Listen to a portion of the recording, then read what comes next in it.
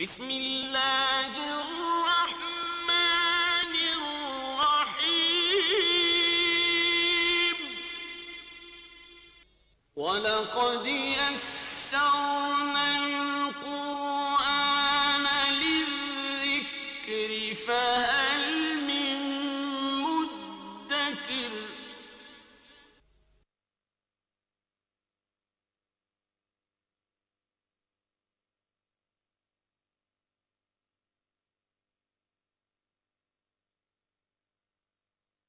باللہ من الشیطان الرجیم بسم اللہ الرحمن الرحیم وما كان المؤمنون لينفروا كافة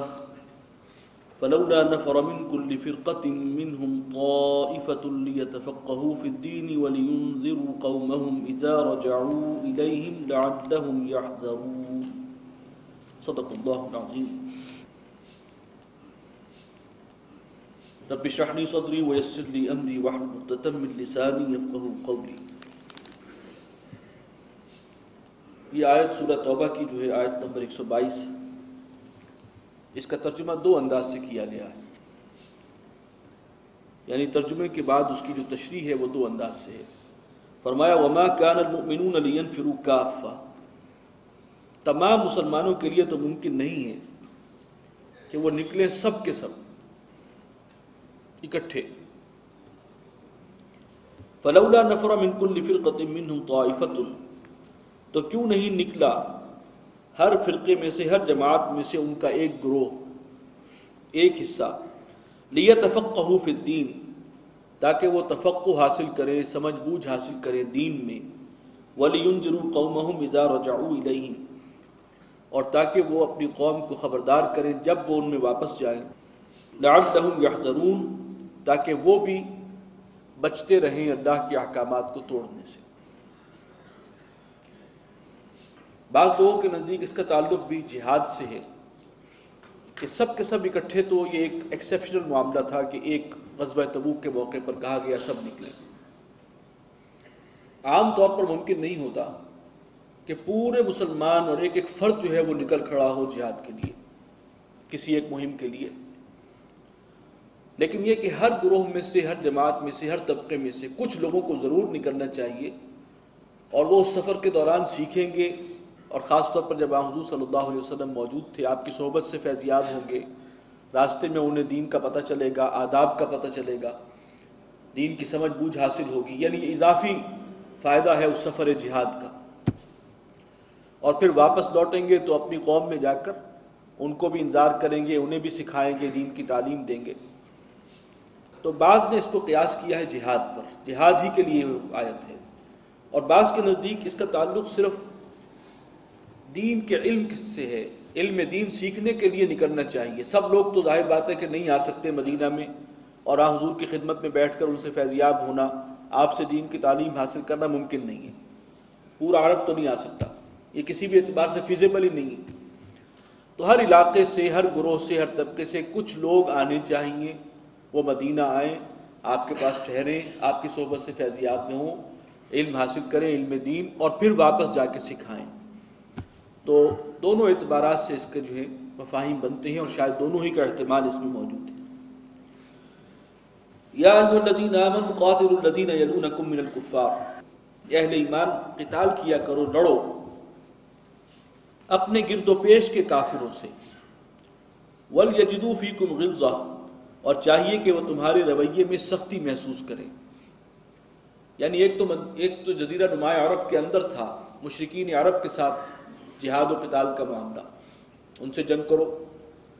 اور بیت اللہ کو مشرکین کے تسلط سے نجات دلاؤ، وہ ساری باتیں آئیں۔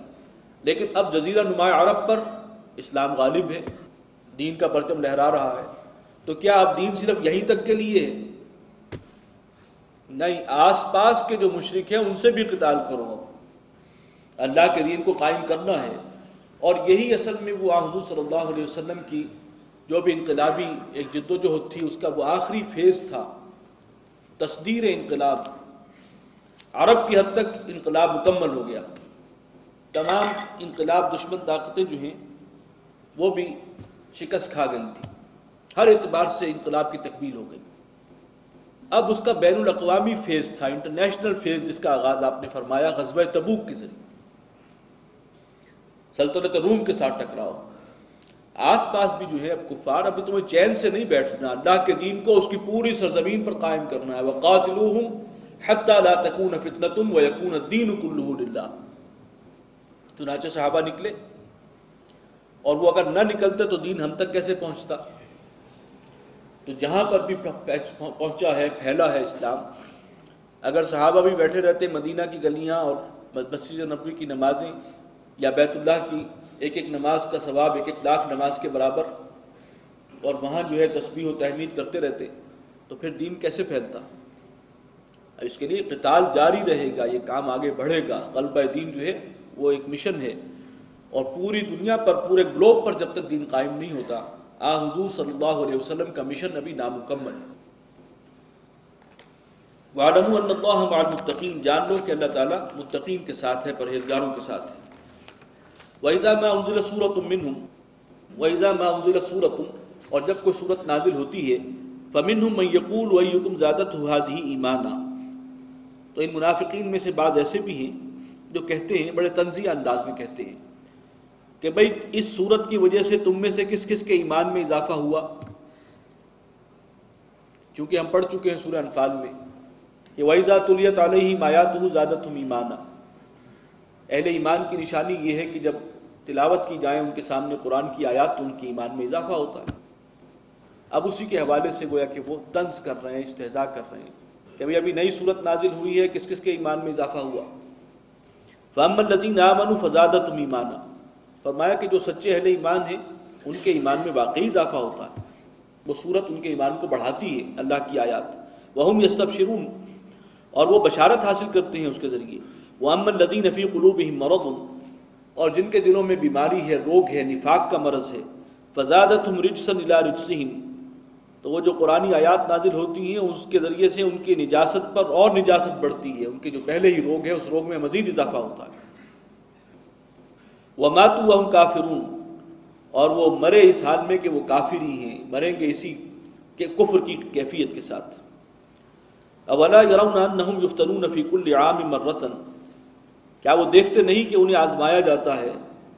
ہر سال، مرتن او مرتین، ایک بار یا 2 مرتبہ، یعنی ہر سال کوئی نہ کوئی مہم ہے، کوئی جنگ ہے، کوئی غزوہ ہے۔ چین سے تو بیٹھنے والا معاملہ نہیں ہے، یہ تو تم جانے اور مال بیچ چکے ہو اللہ کے ہاں، تو یہ تو رہے گا سلسلہ۔ ثم لا يتوبون ولا هم يذكرون، اور پھر بھی یہ توبہ نہیں کرتے اور نصیحت نہیں پکڑتے۔ وَإِذَا مَا أُنزِلَ سُورَةٌ، اور جب کوئی صورت نازل ہوتی ہے، نظر بعضهم الى بعض، تو یہ ایک دوسرے کی طرف دیکھتے ہیں، یعنی کننکھیوں سے دیکھتے ہیں۔ اگر آپ کی محفل میں بیٹھے ہوئے ہیں اور آیات کا نزول ہوا ہے، حضور صلی اللہ علیہ وسلم پر خاص کیفیت طاری ہوتی تھی، صحابہ کو اندازہ ہو جاتا تھا کہ اب وہی اتر رہی ہے، تو اب انہیں اندیشہ ہوتا تھا پھر کوئی ایسا حکم آ جائے گا، کوئی سخت بات آ جائے گی،